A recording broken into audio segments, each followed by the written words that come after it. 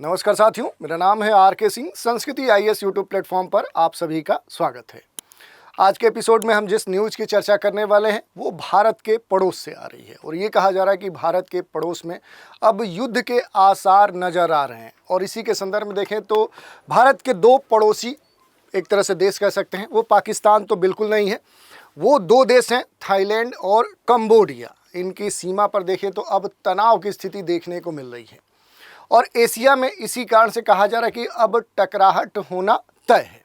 यहाँ तक कि थाईलैंड की सरकार ने सेना में आम नागरिकों को अनिवार्य रूप से भर्ती करने का एक फरमान भी जारी कर दिया है और इस कारण से तो अब कहा जा रहा है कि तनाव निश्चित तौर पे साउथ ईस्ट एशिया में बढ़ने वाला है। और इसमें अगर देखें तो भारत के कुछ पड़ोसी देश भी कहीं ना कहीं शामिल हैं और इस पर अगर देखें तो भारत को क्या चिंतित होना चाहिए, क्या भारत के लिए कोई चिंता की बात है, ये एक महत्वपूर्ण मुद्दा हो चुका है। तो इसी न्यूज़ की चर्चा करने वाले हैं। इसी के संदर्भ में देखेंगे कि आखिर पूरा मामला है क्या, भारत का कौन सा पड़ोसी देश है जो इसमें शामिल है और इससे भारत को क्या नुकसान होने के आसार हैं। तो इन सभी मुद्दों पर आज हम संक्षिप्त रूप से बात करने वाले हैं। चलिए देखते हैं न्यूज़ क्या है। तो थाईलैंड कंबोडिया की जो सीमा है वहाँ पर तनाव की स्थिति है और इसी कारण से, चूँकि आप सभी जानते हैं कि ये दोनों देश एशिया के साउथ ईस्ट पार्ट में देखने को मिल सकते हैं। भारत के पड़ोस में जो जंग है वो होना अब लाजमी लग रहा है और इसके लिए एक तरह से दोनों जो देश हैं वो आमने सामने आ चुके हैं, उनमें ठन चुकी है। और भारत के पड़ोसी जो क्षेत्र हैं, जो ख़ास तौर पे ये जो थाईलैंड और कंबोडिया के आसपास वाला जो पूरा रीजन है वो भारत के लिए काफ़ी अहम माना जाता है। और अब इसी कारण से कहा जा रहा है कि अगर यहाँ पर तनाव की स्थिति हो रही है तो भारत कितना प्रभावित होगा, क्योंकि अहम मुद्दा यही होता है कि अगर दुनिया में कोई घटनाक्रम हो रहा है, ख़ास तौर पे कोई युद्ध हो रहा है, कोई संघर्ष हो रहा है, जैसे कुछ समय पहले आप देख सकते हैं कि इजराइल और ईरान के बीच में तनाव देखने को मिला, यूक्रेन रसिया के बीच में तनाव देखने को मिला, नॉर्थ अमेरिकी कंटिनेंट में बहुत सारे इस तरह के जो संघर्ष हुए। तो पहली बात आती है कि क्या भारत का कोई कंसर्न उस मुद्दे से जुड़ता है। और वही यहाँ पर कहा जा रहा है कि आखिर इस क्षेत्र में अगर इस तरह का तनाव हो रहा है तो उसके पीछे कारण क्या है, क्या कोई भारत का पड़ोसी देश भी उसमें शामिल है और इससे भारत को कितना नुकसान हो सकता है। तो दक्षिण पूर्व एशिया के ये दोनों महत्वपूर्ण देश माने जाते हैं, थाईलैंड और कंबोडिया। अब सीमा को लेकर, सीमा क्षेत्र को लेकर इन दोनों के बीच में देखें तो अब जो टकराहट है वो उत्पन्न हो गई है। यहाँ तक कि कंबोडिया ने ऐलान किया है कि वो अगले साल में सेना में नागरिकों की अनिवार्य भर्ती कर देगा और ऐसा ही कुछ ऐलान थाईलैंड के संदर्भ में भी देखने को मिल रहा है।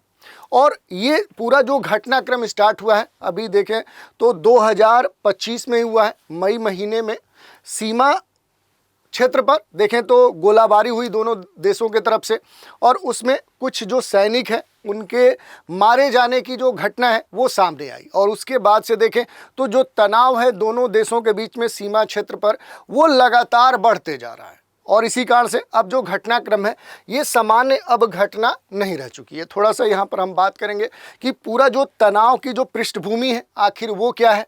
तो ये जो पूरा तनाव देखने को मिला, ये इसकी जो शुरुआत हुई है ये हाल ही में हुई है, मई महीने में 28 मई को कंबोडिया के एक सैनिक, कंबोडिया का एक सैनिक था, उसकी विवादित जो सीमा है दोनों देशों के बीच में जो डिस्प्यूटेड रीजन है, जो बॉर्डर लाइन है, वहाँ पर उस सैनिक की गोली लगने से क्या हो गई, मृत्यु हो गई।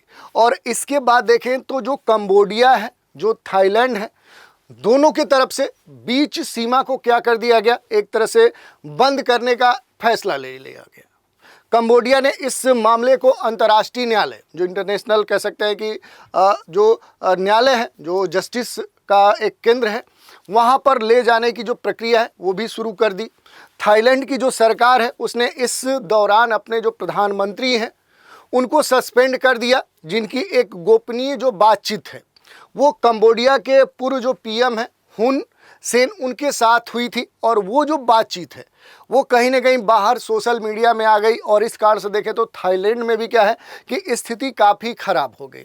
और उसके बाद अब जो बॉर्डर जो कह सकते हैं कि एक फाइट है वो अब देखने को मिल रही है। और इसी कारण से देखें तो अब जो स्थिति है ये काफ़ी आगे बढ़ती जा रही है। दोनों देशों के बीच में जो तनाव है वो बढ़ते जा रहा है। और कंबोडिया में देखें तो जो अनिवार्य सैन्य सेवा का जो ऐलान है उसी घटनाक्रम को देख कर लिया गया, क्योंकि कंबोडिया की जो सरकार है, वहाँ की जो सेना है, उसे ऐसा लग रहा है कि अगर थाईलैंड के साथ अभी हम युद्ध में उतरते हैं तो हमारे पास उतने सैन्यकर्मी नहीं हैं जिस कारण से हम इस युद्ध को जीत सके। और इस कारण से जो कंबोडिया है, कंबोडिया की सरकार है, कंबोडिया की जो एजेंसियां हैं, कंबोडिया की जो सेना है, उसने खास तौर पर इस तरह का जो अनिवार्य सैन्य सेवा है उसका ऐलान कर दिया है। कंबोडिया के जो प्रधानमंत्री हुन मोनेट हैं, उन्होंने कहा कि 2006 में पारित एक कानून के अंतर्गत सभी 18 से लेकर 30 वर्ष, ये देखिए 18 जिनकी एज हो चुकी है न्यूनतम और अधिकतम 30 वर्ष के जो युवक हैं वो 18 महीने का 18th मंथ का क्या करेंगे, सैन्य जो प्रशिक्षण है वो उन्हें लेना अनिवार्य होगा। और अब तक ये जो कानून था ये कंबोडिया में इनएक्टिव पोजीशन में था, जबकि लाया गया था 2006 में। तनाव की स्थिति को ध्यान में रखते हुए कंबोडिया की सरकार ने ये कानून लाया था, लेकिन इस कानून को पूरी तरह से निष्क्रिय रखा था। लेकिन अब थाईलैंड और कंबोडिया के बीच में जब से तनाव देखने को मिल रहा है, तब से देखें तो अब ये जो कानून है अब वहाँ की सरकार ने फिर से एक्टिव कर दिया है और ये कहा है कि अब से लेकर 2026 तक, यानी अगले वर्ष तक, ये जो कानून है पूरी तरह से लागू होगा। जो भी इस आयु वर्ग के वहाँ पर नागरिक होंगे उन्हें 18 महीने का बाकायदा सैन्य जो प्रशिक्षण है वो लेना अनिवार्य है। वहाँ के कंबोडिया के जो पीएम हैं उन्होंने ये कहा कि ये जो हमने डिसीजन लिया है ये ऐसे नहीं लिया है, हमने अपने राष्ट्रीय सुरक्षा और अपने आत्मरक्षा को ध्यान में रखते हुए इस तरह का जो एक अभ्यास प्रक्रिया है वो आम नागरिकों के लिए अनिवार्य की है। सेना की जो समीक्षा है, जो आकलन है, उसके अंतर्गत भी ये जो पूरा अभ्यास होगा एक अवसर प्रदान करेगा कि हम अपनी जो रक्षा है वो किस हद तक सही तरीके से सुनिश्चित कर सकते हैं। तो इस तरह का जो बड़ा ऐलान है वो कंबोडिया के द्वारा कर दिया गया है और इसी कारण से अगर आप देखेंगे तो जो स्थिति है वो खराब होते जा रही है कि अगर इस तरह का जो किसी सरकार के द्वारा जो सैन्य सेवा है, सैन्य अभ्यास है, उसे अनिवार्य किया जा रहा है तो इससे वहाँ के आम लोगों के बीच में जो एक क्यूरियोसिटी है वो बढ़ेगी। दूसरी तरफ जो भी पड़ोसी मुल्क होंगे वो असुरक्षित महसूस करेंगे। तो इस कारण से जो तनाव की स्थिति है वो अब जल्द ही साउथ ईस्ट एशिया में युद्ध का रूप लेने जा रही है। यहाँ पर थोड़ा सा दोनों देशों के बीच में जो सेना है, जो डिफेंस पावर है, उसका एक कंपैरिजन करते हैं। जैसे आप देखेंगे कंबोडिया है, दूसरी तरफ थाईलैंड है। इन दोनों के जो एक्टिव सोल्जर्स हैं अगर बात करेंगे तो कंबोडिया के पास 2 लाख एक्टिव सक्रिय जो सैनिक हैं वो हैं, जबकि थाईलैंड के पास 3.5 लाख हैं। सैन्य सेवा की बात करें तो अब चूँकि अनिवार्य कर दिया गया है कि यहाँ पर खास जो 18 से लेकर 30 वर्ष आयु वर्ग के जो भी लोग होंगे वो क्या करेंगे, वो खास तौर पे 18 महीने का जो सैन्य अभ्यास है वो पूरा करेंगे। थाईलैंड की बात करें तो पहले से ही यहाँ पर सीमित जो अनिवार्यता है वो थाईलैंड में लागू है। छोटे देश हैं, संख्या कम है, इस कारण से इस तरह के जो भी एहतियाती पहल हैं ये पहले से उठाते रहे। जैसे कि 2006 की बात हो रही है कि कंबोडिया ने खास कानून लाया था नागरिकों के लिए कि वो सैन्य जो अभ्यास है वो पूरा करेंगे। सैन्य सहयोगी की बात करें तो यहाँ पर सबसे खतरनाक बात क्या देखने को मिल रही है कि भारत का एक ऐसा पड़ोसी देश जो दुनिया के अलग अलग क्षेत्रों में सभी मामलों में कहीं ना कहीं अपनी एंट्री बनाए हुए हैं। और यहाँ भी देखेंगे तो थाईलैंड और कंबोडिया के बीच में जो एंट्री है वो भारत के पड़ोसी देश चीन की है। दूसरी तरफ आप देखेंगे तो थाईलैंड को जो सपोर्ट मिल रहा है वो चीन के कॉम्पिटिटर कह सकते हैं या अमेरिका का कॉम्पिटिटर चीन कह सकते हैं। तो यहाँ पर अमेरिका सपोर्ट कर रहा है थाईलैंड को और कंबोडिया को सपोर्ट कर रहा है चीन, और इसी कारण से तनाव को काफ़ी आगे बढ़ने का जो एक आशंका है वो देखने को यहाँ पर मिल रही है कि अगर ये दोनों देश अपने हितों को साधने के लिए इन दोनों देशों को लड़वाना चाहते हैं तो ये स्थिति और आगे बढ़ सकती है। जैसा कि आपने ईरान और इजराइल के संदर्भ में देखा, रूस और यूक्रेन के संदर्भ में देखा, मिडिल ईस्ट में देखा, तो हो सकता है कि अब जल्द ही एशिया के इस क्षेत्र में, साउथ ईस्ट एशिया वाला जो पूरा क्षेत्र है ये भी अब युद्धग्रस्त हो जाए। ये कोई बड़ी बात नहीं है। और यहाँ पर अगर हम चीन की भूमिका की बात करें कि आखिर चीन की भूमिका यहाँ पर क्या है, तो चीन हाल के वर्षों में देखेंगे तो कंबोडिया में बड़े स्तर पे देखेंगे तो जो अपने नौसैन्य अड्डे हैं, नेवी जो नेवल बेस है वो बना रहा है। और ये नेवल बेस बना ही नहीं रहा है बल्कि वहाँ पर अपनी जो पैठ है वो मजबूत कर रहा है इन देशों में, ताकि साउथ ईस्ट एशिया में अपनी जो मजबूत पकड़ है, यहाँ का जो भू राजनीतिक महत्व है, यहाँ का जो आर्थिक महत्व है, जो एक तरह से ट्रांसपोर्टेशन के अंतर्गत देखें तो महत्व है, क्योंकि ये बड़ा ही महत्वपूर्ण पूरा क्षेत्र माना जाता है। तो वहाँ पर अपनी जो एक पकड़ है वो यहाँ पर चीन बनाना चाह रहा है। चीन ने कंबोडिया को बड़े स्तर पे जो हथियार हैं, जो आर्थिक सहायता है वो प्रदान की है। और जो एक्सपर्ट्स हैं, जो विभिन्न राजनीतिक मामलों के जो विशेषज्ञ हैं, वो ये कहते हैं कि ये जो सैन्य तनाव है ये कंबोडिया और थाईलैंड बनाम नहीं है, बल्कि अब क्या हो चुका है, ये चीन बनाम अमेरिका हो चुका है। और ये चाहे प्रत्यक्ष रूप से कहा जाए चाहे अप्रत्यक्ष रूप से, तो एक राजनैतिक जो प्रतिस्पर्धा है वो इस पूरे क्षेत्र में अब जुड़ चुकी है। यहाँ पर इसका जो प्रभाव आप देखेंगे वो क्या देखने को मिलेगा, तो आर्थिक और जो कूटनीतिक प्रभाव है उसमें अगर देखेंगे तो कंबोडिया ने थाईलैंड से आने वाले कुछ जो आयात हैं उन पर रोक लगा दिया है। सीमा बंद होने से दोनों देशों के बीच में या अन्य क्षेत्रों से होने वाला जो व्यापार है, जो पर्यटन है, वो पूरी तरह से ठप पड़ चुका है। आसियान देशों की चिंता अब बढ़ गई है, क्योंकि ये जो क्षेत्र है काफ़ी कह सकते हैं कि स्थिर क्षेत्र माना जाता था, शांत क्षेत्र माना जाता था, लेकिन अब यहाँ की जो स्थिरता है, जो एक शांति है, वो खतरे में आ चुकी है। अब इसमें सबसे महत्वपूर्ण बात ये सामने आ रही है कि क्या भारत को भी इस घटनाक्रम से चिंतित होना चाहिए, क्योंकि इस पूरे मसले में देखें तो दो दुनिया के सुपर जो पावर्स हैं उनकी एंट्री हो चुकी है। और यहाँ पर अगर थाईलैंड और कंबोडिया की बात करें तो दोनों से भारत के जो रिश्ते हैं वो काफ़ी मधुर रहे हैं, मित्रवत व्यवहार रहा है, व्यापारिक दोनों देशों के साथ संबंध रहा है। और ये जो स्थिति इस समय संघर्ष की देखने को मिल रही है, भारत की अपनी जो एक्ट ईस्ट पॉलिसी नीति है, आसियान देशों के साथ जो संबंध है, भूमध्य सागर से परे जो क्षेत्र हैं उनके साथ जो भी रणनीतिक जो संबंध है, जो हित हैं, वो भारत के प्रभावित हो सकते हैं। और यही नहीं, इस पूरे मसले में जो चीन की यहाँ पर सक्रियता देखने को मिल रही है, चीन की जो एंट्री हो रही है कि कंबोडिया को बड़े स्तर पे वो सैन्य सामग्री दे रहा है, आर्थिक सहायता प्रदान कर रहा है, वहाँ पर नवल बेस स्थापित कर रहा है। तो इस पूरे क्षेत्र में भारत के लिए जो समुद्री जो एक गश्ती है, जो समुद्री यातायात है, समुद्री जो परिवहन है, वो प्रभावित हो सकता है, क्योंकि यहाँ पर चीन हमेशा क्या करता है कि भारत को काउंटर करने का प्रयास करता है, भारत को घेरने का प्रयास करता है। तो उस दृष्टिकोण से देखें तो इस क्षेत्र में अगर चीन की एंट्री हो जाती है और वो कंबोडिया के माध्यम से इस पूरे क्षेत्र में अगर अपनी पकड़ बना लेता है तो आने वाले समय में भारत के लिए काफ़ी कठिन हो सकता है। तो ये पूरा न्यूज़ था जिसके बारे में हमने बात की। थोड़ा सा थाईलैंड के बारे में हम देख लेते हैं। तो साउथ ईस्ट एशिया में आएंगे तो यहीं पर दो देश आपको देखने को मिलेंगे। एक ये आपको देश देखने को मिलेगा, देखिए ये कौन सा देश है, तो यही थाईलैंड है। आधिकारिक नाम इसका किंगडम ऑफ थाईलैंड कहा जाता है। राजधानी इसकी बैंकॉक है। सरकार यहाँ की जो है वो संवैधानिक राजतंत्र है, पूरा कॉन्स्टिट्यूशनल मोनार्की है। और वर्तमान में जो प्रधानमंत्री है पेंटोंगटान जो सिनवात्रा है, विवादों के बाद सस्पेंड हो गए, ये अलग बात है कि दोनों देशों के बीच में जब विवाद हुआ तो बाद में इन्हें सस्पेंड कर दिया गया। यहाँ के जो राजा हैं वो महामहिम वाजिरलॉन्गकोर्न हैं, वो यहाँ के प्रधानमंत्री हैं।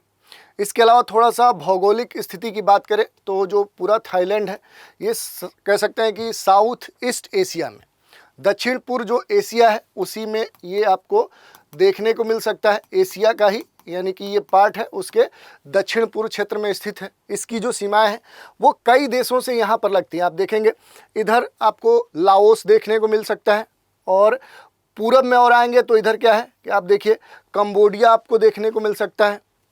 इधर देखिए तो उत्तर में आपको म्यांमार देखने को मिल सकता है। दक्षिण में आएंगे तो आपको मलेशिया देखने को मिल सकता है यहाँ पर।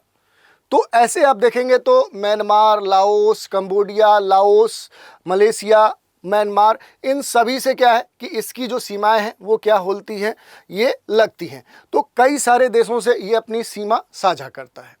तो ये आपसे पूछा जा सकता है। अगर तटरेखा की बात करेंगे तो देखिए यहाँ पर अगर थोड़ा सा आप मैप देखेंगे तो इधर पूरा क्या है कि ये अंडमान सी वाला क्षेत्र है। ये क्या है, अंडमान जो सागर वाला क्षेत्र है वो इधर पूरा आपको देखने को मिलेगा। और यहीं पर एक महत्वपूर्ण लोकेशन और आपको देखने को मिलेगा, यहाँ पर एक गल्फ देखने को मिलेगा। इसे बोलते हैं हम थाईलैंड गल्फ, या कह सकते हैं कि ये खाड़ी जो है ये थाईलैंड की खाड़ी बोला जाता है। तो ये भी यहाँ के लोकेशन में महत्वपूर्ण रूप से शामिल है। अगर जल निकाय की बात करेंगे तो अगर आप यहाँ पर देखेंगे तो सबसे जो महत्वपूर्ण जल निकाय यहाँ पर देखने को मिलेगी वो छायो फ्राया एक नदी है जो यहाँ पर सबसे महत्वपूर्ण तौर पे जानी जाती है। और ये जो पूरा क्षेत्र है, अगर थाईलैंड की बात करेंगे कि यहाँ की जो जलवायु है, यहाँ का जो क्लाइमेट है, जो जलवायु है वो किस प्रकार का है, तो उष्णकटिबंधीय जो मानसूनी जलवायु है वो यहाँ की जलवायु है। उष्णकटिबंधीय जो मानसूनी जलवायु होती है वो यहाँ की जलवायु, इस टाइप की, इस प्रकार की जो जलवायु है वो देखने को मिलती है। इसके अलावा अगर थोड़ा सा आप देखना चाहेंगे तो यहाँ के बारे में जो इकोनॉमिक जो पर्सपेक्टिव में जो स्थिति है वो देखना चाहें तो इसकी जो अर्थव्यवस्था है अगर बात करेंगे तो पूरी तरह से निर्यात पर आधारित है। दूसरी बात, पर्यटन यहाँ के लिए सबसे महत्वपूर्ण विदेशी आय का सोर्स है। जीडीपी की बात करें 2024 के जो आंकड़े हैं उनके अनुसार 580 बिलियन डॉलर यहाँ की जीडीपी है, सकल घरेलू उत्पाद है। प्रमुख उत्पाद में देखेंगे तो यहाँ से कौन से जो चीज़ें हैं थाईलैंड से बनाई जाती हैं तो उसमें आप देखेंगे तो इलेक्ट्रॉनिक्स जो सामान है, ऑटोमोबाइल्स, चावल, सी फूड्स, ये यहाँ के सबसे महत्वपूर्ण प्रोडक्ट्स हैं जो इस देश से बाहर भेजा जाता है और इससे काफ़ी मात्रा में विदेशी आय थाईलैंड को प्राप्त होती है। यहाँ की जो मुद्रा है उसे थाई बाहट बोलते हैं। प्रमुख जो क्षेत्र हैं जैसे बैंकॉक, आपको काफ़ी देखने सुनने को मिलता होगा कि जो बैंकॉक है ये काफ़ी टूरिज़्म के दृष्टिकोण से इकोनॉमिक पर्सपेक्टिव में काफ़ी चर्चा में रहता है। पटाया जो कह सकते हैं कि बीच है वो चर्चा में रहता है, फुकेट, चियांग माई, तो यहाँ के कुछ महत्वपूर्ण जो क्षेत्र हैं जो टूरिज़्म के दृष्टिकोण से काफ़ी महत्वपूर्ण होते हैं। अगर हम डिफेंस की बात करें तो रॉयल थाई जो आर्म फोर्स है वो यहाँ के सेना का नाम है और लगभग 3.5 लाख सैनिक इसके पास हैं थाईलैंड के पास। और आंशिक अनिवार्य तरह से देखें तो यहाँ पर एक व्यवस्था लागू की गई जिसके तहत से जो भी सैन्य अभ्यास है वो अनिवार्य किए गए हैं। रक्षा सहयोग की बात करें तो अमेरिका, जापान, ऑस्ट्रेलिया और आसियान के जो देश हैं वो थाईलैंड के पक्ष में खड़े हैं, इनके सपोर्ट में खड़े हैं। और हाल के संदर्भ में देखें तो थाईलैंड और कंबोडिया के बीच में जो सीमा विवाद है वो एक बड़ा मुद्दा बना है। उसके बाद यहाँ के जो प्रधानमंत्री हैं उनको भी सस्पेंड कर दिया गया है और सेना के भीतर भी देखें तो असंतोष देखने को मिला है।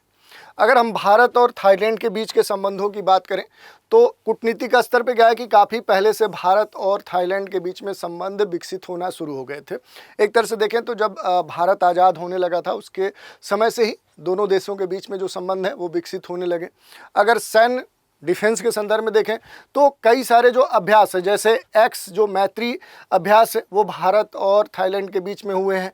इंडो थाई जो कॉर्पोरेट है समुद्री निगरानी के संदर्भ में ये भी अभ्यास संचालित होता है। व्यापार की बात करें तो दोनों देशों के बीच में यानी कि भारत और थाईलैंड के बीच में 17 बिलियन जो एक द्विपक्षीय व्यापार है वो हुआ है 2024 के जो भी ऑफिशियल डेटा आए हैं। अगर कल्चर की बात करें तो आप देखेंगे तो थाईलैंड में जो बौद्ध जो संप्रदाय है, जो बौद्ध संस्कृति है, रामायण से मिलती जुलती बहुत सारी जो परंपराएं हैं वो यहाँ पर देखने को मिल सकती हैं। तो सांस्कृतिक स्तर पर देखें तो भारत और थाईलैंड के बीच में काफ़ी समानता देखने को मिलती है। अगर कनेक्टिविटी की बात करें तो इंडिया म्यांमार थाईलैंड हाईवे का जो प्रोजेक्ट है वो दोनों देशों के बीच में निर्माणाधीन है, चल रहा है। आसियान के सदस्य के संदर्भ में देखें तो भारत की जो एक्ट ईस्ट पॉलिसी है उसमें महत्वपूर्ण जो भागीदार जो देश हैं उसमें आसियान के देश हैं। तो इस तरह से देखें तो दोनों देशों के बीच में, भारत थाईलैंड के बीच में जो संबंध है वो अलग अलग स्तरों पर काफ़ी लंबे समय से विकसित होते रह रहे हैं। कंबोडिया के बारे में थोड़ा सा हम बात कर लेंगे। कंबोडिया कहाँ पर देखने को मिलेगा, तो यहीं पर कंबोडिया भी आपको देखने को मिलेगा। आधिकारिक जो इसका नाम होता है वो कंबोडिया साम्राज्य कहा जाता है, किंगडम ऑफ कंबोडिया कहा जाता है। इसकी राजधानी नॉमपेन है, आप सभी जानते हैं। मुद्रा कंबोडियन रियल है। राजनीतिक व्यवस्था की बात करें तो जो कॉन्स्टिट्यूशनल मोनार्की है, संवैधानिक जो राजतंत्र वो यहाँ पर है।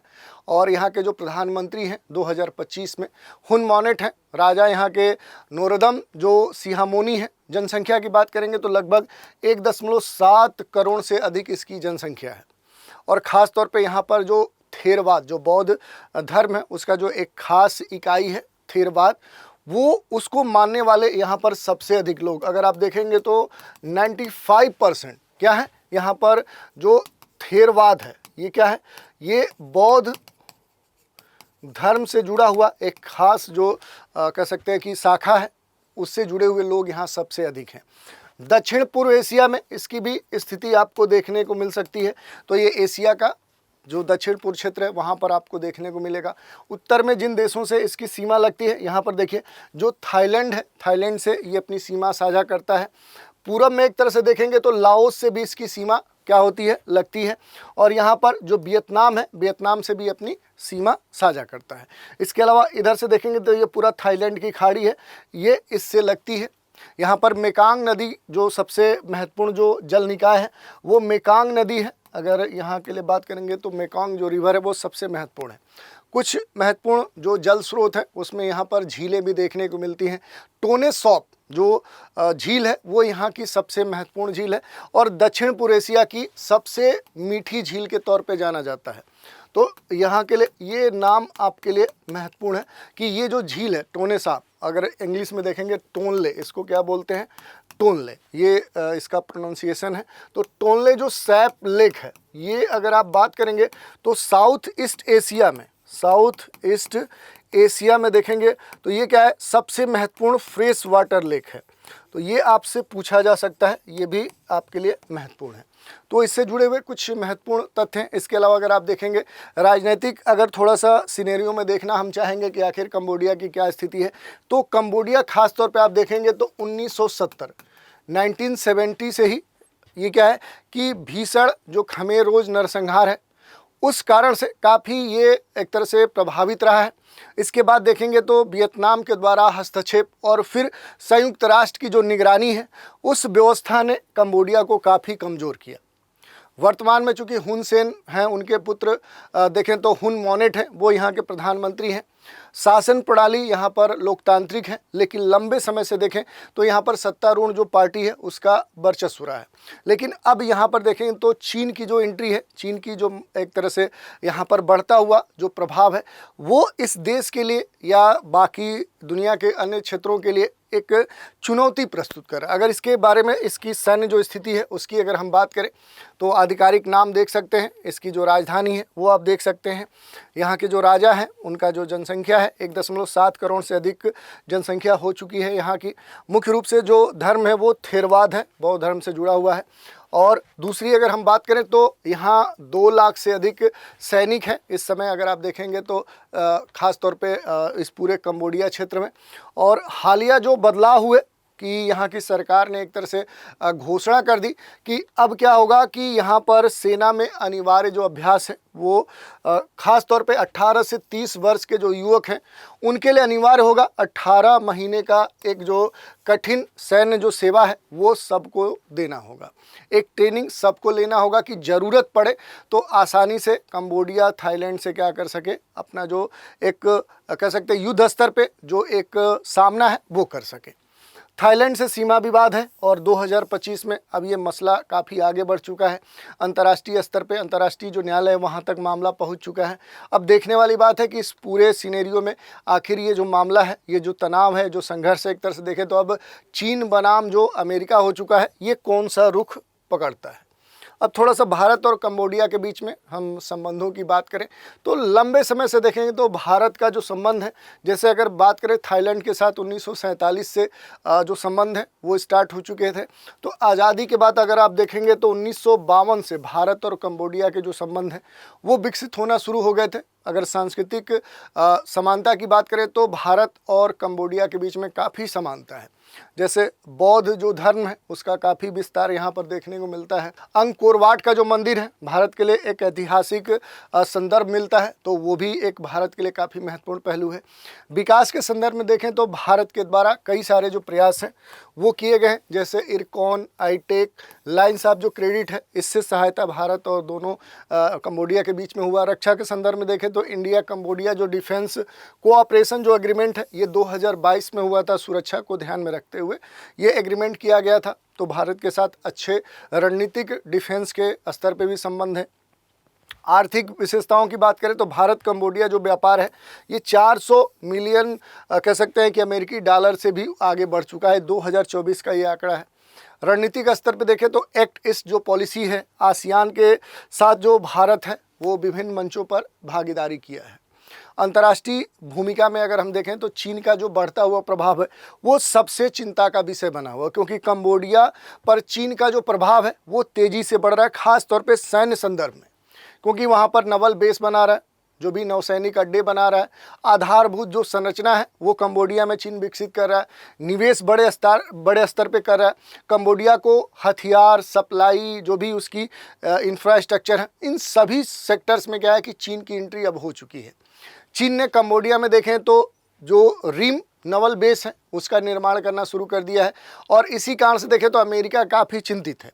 अमेरिका और भारत दोनों के लिए देखें तो जो चीन की एंट्री है, जो नवल बेस बनाना कंबोडिया में जो चीन शुरू कर चुका है, अब ये भारत के साथ अमेरिका के लिए एक बड़ी चिंता का कारण बन चुका है। आसियान की बात करें तो आसियान देशों में जो कंबोडिया है, कंबोडिया को कई बार चीन के पक्षधर देश के रूप में भी देखा गया है, और इसी कारण से ये जो अब कंसर्न है, जो चिंता है वो बढ़ती जा रही है कि आने वाले समय में ऐसा ना हो कि यहाँ पर जैसे मिडिल ईस्ट में हाल ही में देखने को मिला था कि अब वहाँ पर ईरान और इजराइल के बीच में होने वाला जो युद्ध है उसमें जो दुनिया के अन्य जो पावर्स थे उनके बीच का युद्ध माना जाने लगा था। ये अलग बात है कि अभी वहाँ की स्थिति शांत है, लेकिन कब वो स्थिति अशांत में परिवर्तित हो जाए इसका कोई अभी समय नहीं है। और ऐसे ही अब साउथ ईस्ट एशिया में देखने को मिल रहा है कि दो देश और भारत के पड़ोस वाले देश जो थाईलैंड कंबोडिया है, और इनके बीच में जो तनाव है वो बढ़ते जा रहा है, और दोनों देशों के दो सुपर पावर्स अमेरिका और चीन सपोर्ट करें तो आने वाले समय में ये स्थिति और भी खराब हो सकती है। अगर थोड़ा सा यहाँ पर बात करें कि जो कंबोडिया है, कंबोडिया वाले क्षेत्र से जो भी संबंध है, जैसे अंगकोर वाट का जो मंदिर है विश्व का सबसे बड़ा धार्मिक स्मारक माना जाता है यूनेस्को में, अभी यूनेस्को की जो विश्व धरोहर है उस लिस्ट में भी ये शामिल है। और भारत से जुड़ी हुई बहुत सारी जो सांस्कृतिक या फिर कहें जो धार्मिक आध्यात्मिक जो भी स्थापत्य जो समानता है वो भारत और कंबोडिया में देखने को मिलती हैं। जो बौद्ध एक परंपरा है, शाही जो दरबार है, ग्रामीण कृषि जीवन शैली है, वो काफ़ी मिलता जुलता है भारत और कंबोडिया के बीच में। तो इस तरह से आप देखेंगे तो भारत के दोनों जो पड़ोस देश हैं, दोनों पड़ोसी देश हैं थाईलैंड और कंबोडिया, उनसे भारत काफ़ी नज़दीकी से जुड़ा हुआ, चाहे वो वर्तमान में आर्थिक, चाहे वो सैन्य अभ्यास हों, चाहे सांस्कृतिक परंपराएं हों, या विभिन्न जो सेक्टर्स हैं उनके बीच में देखें तो दोनों देश या कह सकते हैं भारत थाईलैंड, भारत कंबोडिया के बीच में जो संबंध है वो काफ़ी प्राचीन रहे हैं। अब आने वाले समय में देखने वाली बात है कि ये जो स्थिति है वर्तमान में ये आगे और कहाँ तक पहुँचती है।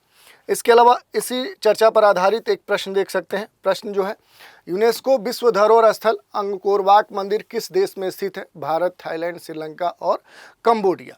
तो इस प्रश्न का उत्तर देना है। और आप सभी के लिए एक महत्वपूर्ण सूचना भी है, जुलाई मेगा ऑफर चल रहा है संस्कृति आईएएस के द्वारा, ये ऑफर संचालित किया जा रहा है, और इसकी जो वैलिडिटी है वो 17 से लेकर 21 जुलाई 2025 है। इसमें आप देखेंगे तो ISGS जो फाउंडेशन कोर्स है, PT प्लस में जो मेंस का जो पूरा कोर्स है, इस पर मोर देन 60% का जो डिस्काउंट है वो दिया जा रहा है। ये जो कोर्स है ये इन पर EMI की जो सुविधा है वो भी दिया जा रहा है, और इस कोर्स के तहत संचालित होने वाले जो अलग अलग कोर्स हैं, जैसे GS का कोर्स है, GSC सेट का कोर्स है, या फिर ऑनलाइन जो कोर्सेज हैं, उन पर ये जो मोर देन 60% की जो छूट है ये आप प्राप्त कर सकते हैं। एक और कोर्स है UPSC plus UPPCS foundation course, जो PT mains live online course है, जिसके तहत देखेंगे तो UPSC, UPPCS, GS foundation course पर 50% का डिस्काउंट दिया जा रहा है। UPPCS foundation course, GSC set का जो पूरा कम्बो पैक है, इस पर मोर देन 60% का डिस्काउंट दिया जा रहा है। ऐसे ही UPPCS टारगेट जो बैच 2025 है, इस पर 70% की जो छूट है वो आपको प्रदान की जा रही है। जुलाई मेगा ऑफर के तहत देखेंगे तो PCS जो फाउंडेशन कोर्स हैं, PT मेंस लाइव ऑनलाइन जो कोर्स हैं, जिसमें BPSC, MPPSC, RS और 71वीं जो BPSC PT एग्ज़ाम्स हैं, इनके लिए जो भी कोर्स संचालित हो रहे हैं उन पर अप टू 75% का जो डिस्काउंट है वो आपको प्रदान किया जा रहा है। इसके अलावा अगर देखेंगे तो एक और कोर्स है ऑप्शनल कोर्स, जिस पर मोर देन 50 to 60% का ऑफ चल रहा है, और इसमें देखेंगे तो जो ऑनलाइन मोड है, जिसमें ज्योग्राफी का जो बैच है ये 15 जुलाई 2025 को सुबह के 8 बजे स्टार्ट हो रहा है। और निर्धारित जो फीस थी 45,000, उस पर डिस्काउंट के बाद अब ये कोर्स आपको केवल 25,000 में प्राप्त हो सकता है। ऐसे ही हिस्ट्री का जो बैच है ये 31 जुलाई 2025 को सुबह के 8:30 बजे स्टार्ट हो रहा है। और इसके लिए निर्धारित जो फ़ी है उस पर डिस्काउंट के बाद आपको ये कोर्स केवल 17,500 में प्राप्त हो सकता है। तो इस सूचना के अलावा इससे जुड़ी हुई कोई भी संबंधित और जानकारी चाहिए तो नीचे दिए गए जो नंबर है 9555124124 पर कॉल करके आप जानकारी प्राप्त कर सकते हैं। दूसरा तरीका है संस्कृति IAS की जो वेबसाइट है sanskritis.com, यहाँ विजिट करके भी संबंधित जो जानकारी है वो प्राप्त कर सकते हैं। तो इस तरह से हमने देख लिया कि भारत के पड़ोस में जो भीषण जंग की तैयारी है वो तेज हो चुकी है। खासतौर पे थाईलैंड और कंबोडिया के बीच में जो सीमा तनाव है, अब वो अंतर्राष्ट्रीय स्तर पे जो सुपर पावर्स हैं उनके बीच में एंट्री होने के कारण ये कहा जा रहा है कि साउथ ईस्ट एशिया में अब आने वाले समय में एक बड़ा युद्ध होने जा रहा है। तो इसी की हमने चर्चा की, इससे जुड़े हुए जितने भी अहम पहलू थे उस पर हमने बात की। तो आज के एपिसोड में इतना ही। आप सभी हमारे साथ बने रहें, इसके लिए धन्यवाद।